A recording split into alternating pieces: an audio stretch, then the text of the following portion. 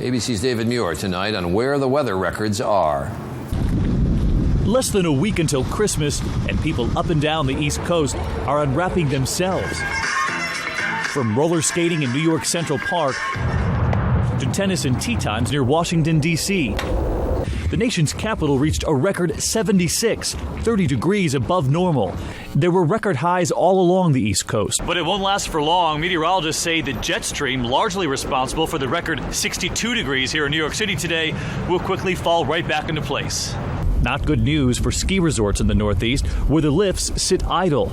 Near Syracuse, New York, where snow-hardy skiers are used to 118 inches of snow a year, they're waiting, forcing winter enthusiasts to trade their boots for bocce balls. David Muir, ABC News, New York. ABC's David Muir went there, and he found the Amish spirit of forgiveness and healing is still strong. It is an unexpected gift for this wounded community that will mark its first Christmas without 5 of its little girls. As we sat down in a church not far from where the schoolhouse once stood, we had all just learned the news that Sarah Ann Stoltzfus would be home for Christmas. Another sign of prayers being answered. While in the hospital, Sarah Ann had to relearn English. She awoke speaking only Pennsylvania Dutch. 3 of the girls once hospitalized are now back at school. 1 of the girls can run with the boys, and 2 have celebrated birthdays. Class is now held in a garage. There are 16 boys and just 4 girls. Still, there was the annual Christmas party at school this week, and the boys, they're happy to have the girls back.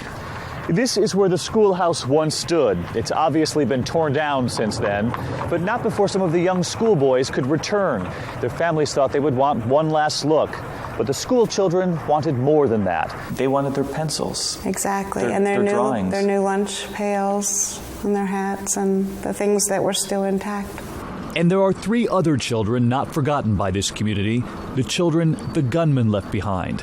His wife, Marie Roberts, has been to the homes of the dead, and the Amish have been to hers. Does she look back in any way? Were there any signs? I don't think so. No. She talks about them praying together every night, and they were a good family. So I think it's probably as mysterious to her as to all the rest of us. The Amish try not to dwell on the mystery, instead focusing on prayers answered, like a Christmas homecoming. David Muir, ABC News, Lancaster County, Pennsylvania. ABC's David Muir. This is the story of 3 brand new babies, Zach, Emma, and Sam. And despite the cries, this story has a very happy ending. But it begins with Richard and Sharon Gilbert's extraordinary effort to get pregnant. Like so many couples, they tried everything to bring a sibling into the world for their son. Sharon had 4 painful miscarriages. Doctors told her to stop trying. That it would be detrimental to my health to have another pregnancy. So they began looking for what's called a gestational carrier, a woman who would carry Sharon and Richard's embryo and give birth to their baby. They found Christina in Tulsa, and doctors implanted one of the couple's embryos. It didn't take, so they tried with 2 more.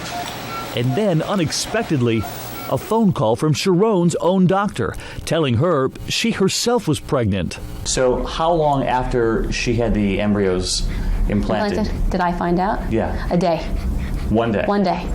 Then they learned their carrier was pregnant with twins.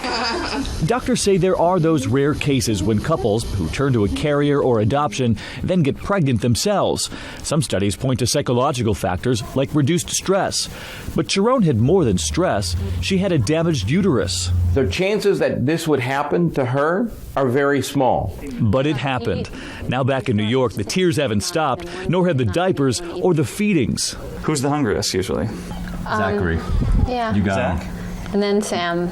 No, Rich. Sam. This is Zach, right? Yep. No, that's not Zach, that's Sam. It's beginning to sink in, just like their babies' names. David Muir, ABC News, New York.